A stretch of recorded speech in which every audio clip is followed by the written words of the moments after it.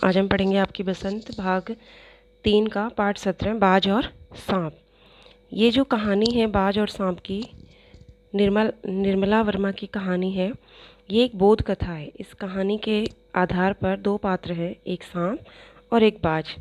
इसमें सांप को कायर प्रवृत्ति का जीव दिखाया गया है, किंतु बाज को स्वतंत्र प्रकृति का। ये बहुत ही सुंदर कहानी है। इस कहानी के माध्यम से लेखक हमें बताना चाहते हैं कि किस तरह से प्राणी अपने स्वभाव के कारण अलग अलग व्यवहार करता है। जिस तरह से एक सांप को कायर, डरपोक किस्म का बताया गया है, और वहीं बाज को उसने स्वतंत्र, आज़ाद किस्म का, आसमान में उड़ने वाला अच्छा प्रवृत्ति का बताया है।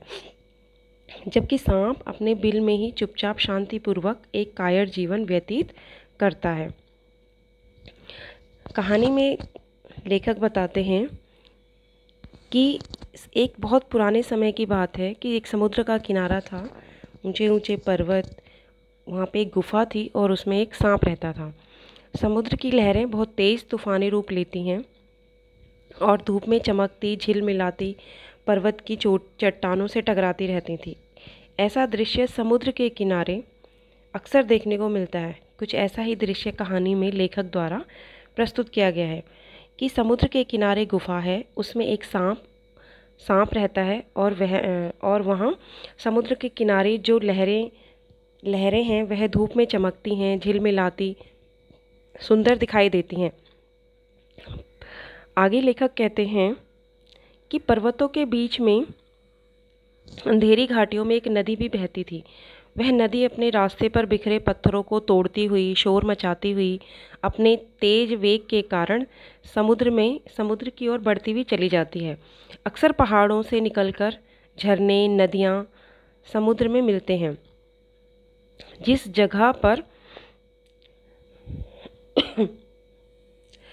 आगे लेखक कहते हैं कि जहाँ समुद्र और नदी का मिलन हो रहा है, वहाँ पर तेज धारा के कारण ऐसा लगता है कि जैसे कुछ सफ़ेद दूध की झाग बन रही हो। अपनी गुफा में बैठा हुआ सांप यह सब नज़ारा देख रहा था और सामने नदी बह रही थी।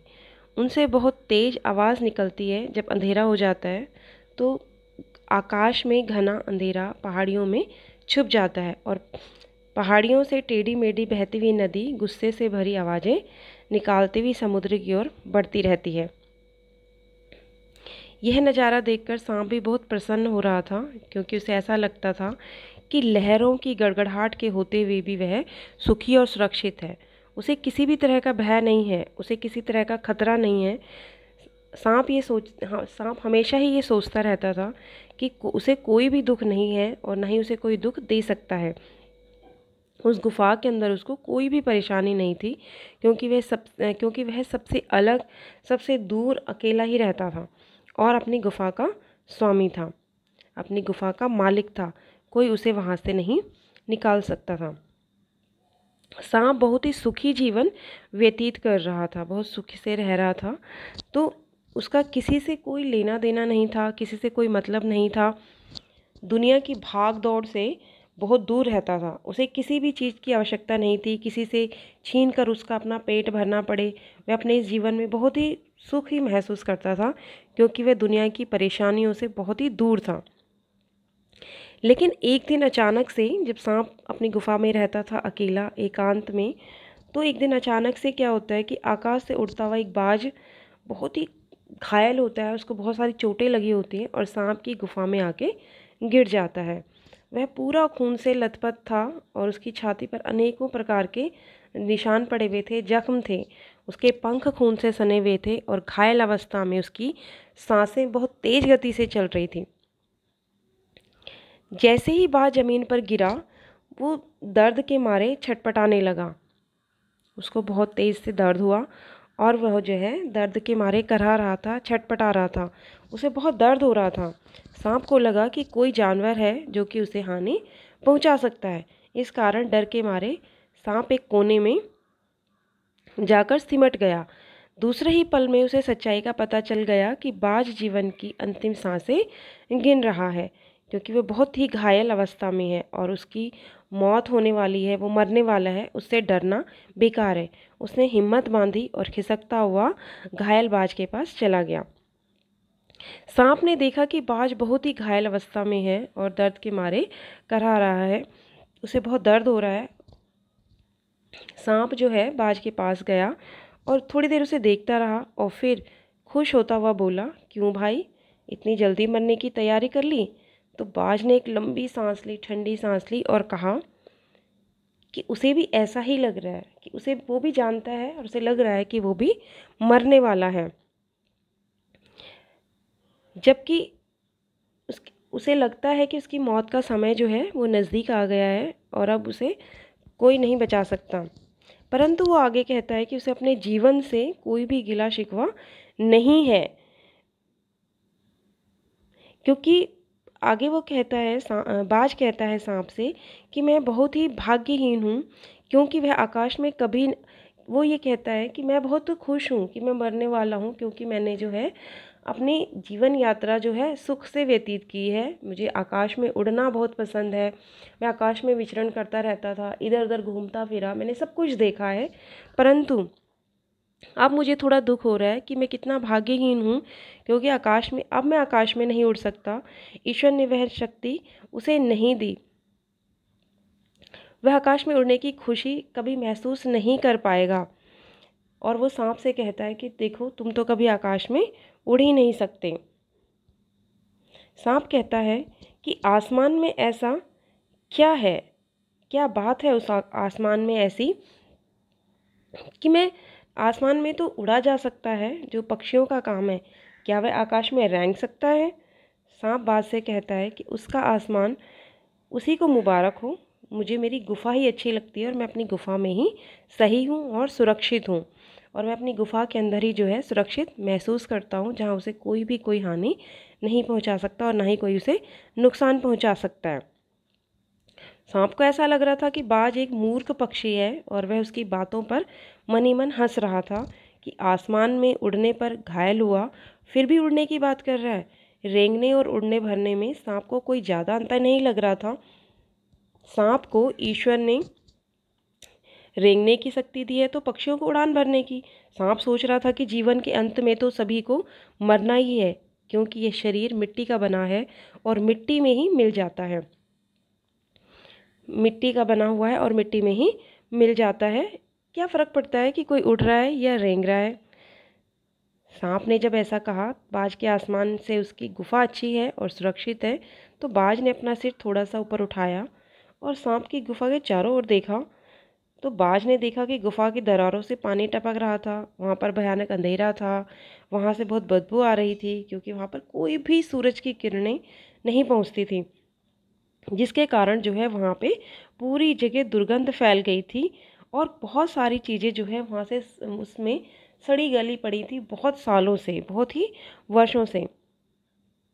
बाज ने जब सांप की गुफा को देखा तो उसके मुंह से एक बहुत ही दर्द भरी चीख निकल पड़ी कि काश वह सिर्फ एक बार फिर से आकाश में उड़ान भर पाता। उसकी चीख सुनकर सांप कुछ घबरा गया, क्योंकि उसकी आवाज़ में बहुत करुणा थी, बहुत दर्द था। एक पल के लिए सांप के मन में भी उस आकाश में उड़ान भरने की प्रति इच्छा पैदा हो गई कि मैं भी देखूं आकाश में उड़ के क्या होता है, ऐसा क्या है वहाँ पे कि जो ये बाज जो है मरने वाला है और फिर भी जो है आकाश में उड़ने की बातें कर रहा है, इस घायल अवस्था में भी। तब सांप जो है बाज की बातें सुनकर कहता है कि यदि उसे आकाश में उड़ना इतना ही पसंद है, तो उसे अपनी आज़ादी इतनी ही अच्छी लगती है, तो उसे गुफा की चट्टान के किनारे उड़ने की कोशिश करनी चाहिए। सांप कहता है, हो सकता है कि उसके पैरों में अभी इतनी ताकत ना हो कि वो उड़ान भरने में कामयाब हो सके, पर उसे कोशिश तो करनी चाहिए, कोशिश करने में क्या बुराई है। और तब बाज में जो है, जब उसने सांप की बातें सुनी तो उसके अंदर जो है एक उम्मीद की किरण जाग गई। उसने सोचा कि हाँ, कोशिश करने में तो कोई बुराई नहीं है, मैं कोशिश कर सकता हूँ। और फिर बाज जो है दुगने साहस के साथ, उसके अंदर जो है दुगना साहस भर गया सांप की बातों को सुनकर। तो वह पूरे साहस के साथ अपने घायल शरीर को किसी तरह घसीट कर चट्टान के किनारे तक ले गया। जब बाज ने खुले आसमान को देखा तो उसकी आंखों में वही पुरानी रोशनी चमक आई, वही पुरानी चमक जो है लौट आई। उसने पूरे विश्वास के साथ एक लंबी सांस भरी, अपने पंखों को फैलाया और बिना देर किए ही उड़ान भरने के लिए तैयार हो गया। बाज ने जो है पूरे साहस के साथ उड़ान तो भरी, परंतु उसके घायल टूटे हुए पंखों में अब इतनी ताकत नहीं बची थी कि वह उसके शरीर का पूरा भार उठा पाते। उसका शरीर पत्थर की तरह लुढ़कता हुआ नदी में गिर गया। नदी की एक लहर ने उसके पंखों पर जमे हुए खून को धो दिया। बाज अपने घायल पंखों के कारण उड़ने में सफल न हो सका। उसके थके हारे शरीर को नदी में उठने वाली सफ़ेद झाग ने ढक दिया। फिर नदी ने बाज को अपनी गोद में समेट कर उसे अपने साथ सागर की ओर लेके चली गई। लहरें चट्टानों से टकराने लगी। ऐसा लग रहा था कि जैसे लहरें बाज की मौत पर चट्टानों से अपना सिर पटक पटक कर आंसू बहा रही थीं। धीरे धीरे समुद्र के कभी न समाप्त होने वाले विस्तार में बाज आंखों से ओझल हो गया। उसे देख पाना संभव नहीं हो पा रहा था। वह समुद्र में कहीं गायब हो गया था। बाज की मौत के बाद चट्टान की खाली जगह पर बैठा हुआ सांप बहुत देर तक बाज की मौत और आसमान की उड़ान के लिए प्रेम के विषय में सोचता रहा कि आसमान की अपार शक्ति में ऐसा कौन सा लगाव छिपा है जिसके लिए बाज ने अपने प्राण तक न्यौछावर कर दिए। उड़ान में ऐसा क्या है, कौन सा आनंद है जिसके लिए बाज ने जो है अपनी मौत को गले लगा लिया और उसने मौत की आगोश में सो गया और जो है मौत को भी उसने पीछे छोड़ दिया। उसने अपनी उड़ान के लिए ऐसी क्या थी उसने जो है मरते वक्त भी उसके लिए कोशिश करी। बाज की मौत के बाद सांप सोचता रहा कि बाज खुद तो मर गया, लेकिन उसके दिल के चैन को जो है वो अपने साथ ले गया। उसके अंदर जो है एक तूफान उठ गया था सांप के अंदर, क्योंकि वो सांप भी जानना चाहता था कि आखिर आसमान में कौन सा खजाना छिपा हुआ है जिसके लिए सांप ने जो है मरना निश्चित कर लिया। तो सांप ने ये सोचकर जो है ये निश्चय किया कि वो भी आकाश में जाकर उसके रहस्य का पता जरूर लगाएगा, चाहे कुछ देर के लिए ही क्यों न हो। कम से कम एक बार वह अवश्य उस आकाश में उड़ेगा। और यही सोचकर जो है सांप ने निश्चय कर लिया था कि आसमान में एक बार उसे जरूर उड़ना है, चाहे कुछ भी हो जाए। और सांप ने अपने शरीर को समेटा और चट्टान में आगे रेंगने को आसमान की अपार शक्ति में छोड़ दिया। लेखक आगे कहते हैं कि धूप में कुछ पल के लिए सांप का शरीर बिजली की एक रेखा की तरह चमक गया था, किंतु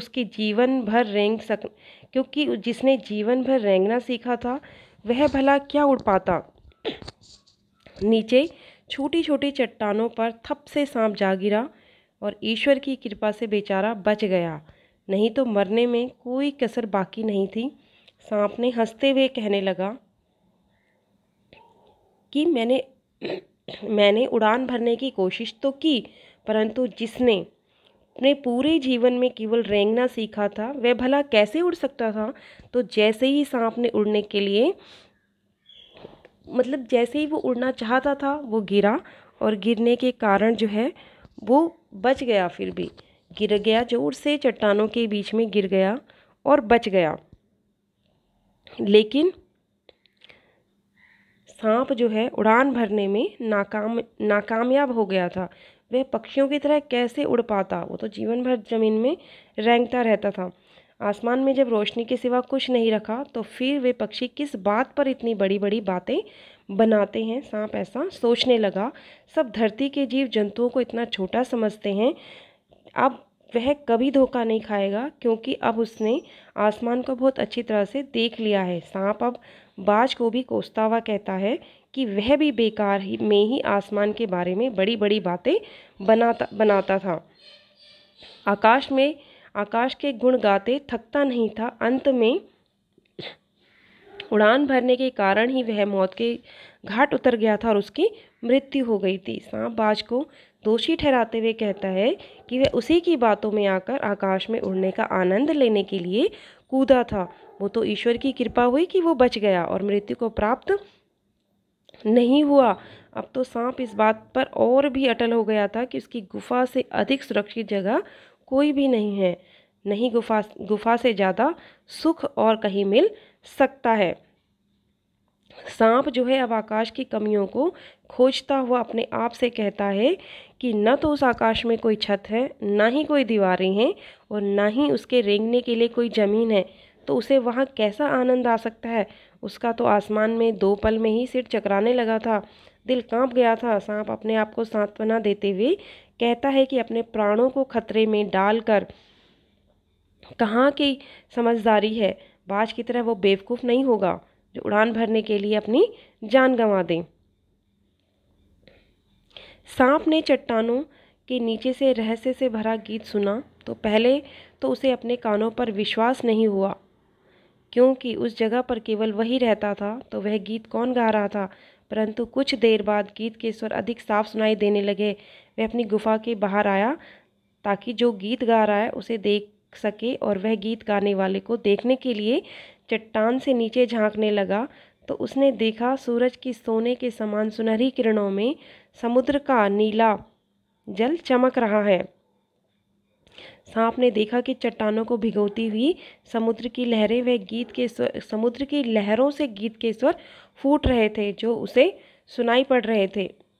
लहरों का यह गीत हर दिशा में दूर दूर तक गूंज रहा था। सांप ने सुना कि लहरें बहुत ही मधुर स्वर में गा रही थी कि उनका यह गीत उन साहसी लोगों के लिए है जो अपने इरादों, अपनी स्वतंत्रता के लिए अपने प्राणों की परवाह किए बगैर अपने प्राणों को हथेली पर रखे हुए घूमते हैं। सांप ने भी यह सुना कि लहरें गा रही थी कि चतुर वही है जो अपने प्राणों की बाजी लगाकर जिंदगी भर के लिए अपने डर का बहादुरी से सामना करते हैं। सांप लहरों के गीत सुन रहा था। लहरें बाज की बहादुरी के लिए भी गा रही थी कि हे बहादुर बाज, तुमने अपने शत्रुओं से बहादुरी से लड़ते हुए अपनी कीमती रक्त को बहाया है, पर अब वह समय दूर नहीं जब उस बहादुर बाज के खून की एक एक बूंद लोगों की ज़िंदगी से अंधेरे को मिटाकर प्रकाश फैलाएगी और साहसी बहादुर दिलों में स्वतंत्रता और प्रकाश के लिए प्रेम पैदा करेगी। ऐसा लग रहा था कि जैसे लहरें बाज की कुर्बानी के लिए उसका शुक्रिया अदा कर रही हूँ। लहरें बाज से कह रही थी कि उसने भले ही अपना जीवन बलिदान कर दिया हो, परंतु वह हमेशा अमर रहेगा, क्योंकि उसने आज़ादी, बहादुरी और निडरता को मरते दम तक नहीं छोड़ा। ऐसा प्रतीत हो रहा था जैसे लहरें बाज से कह रही हों कि जब कभी भी साहस और वीरता के गीत गाए जाएंगे, उसका नाम बड़े गर्व और श्रद्धा से लिया जाएगा, क्योंकि बाज ने भी हिम्मत और वीरता का उदाहरण प्रस्तुत किया था। अंत में लहरें कहती हैं कि उनका यह गीत जिंदगी के उन दीवानों के लिए है जो मरकर भी मृत्यु से नहीं डरते, जो मौत को सामने देखकर भी अपना रास्ता नहीं बदलते हैं। और सांप जो है उनकी सारी ये बातें, उनके गीतों को सुन रहा था।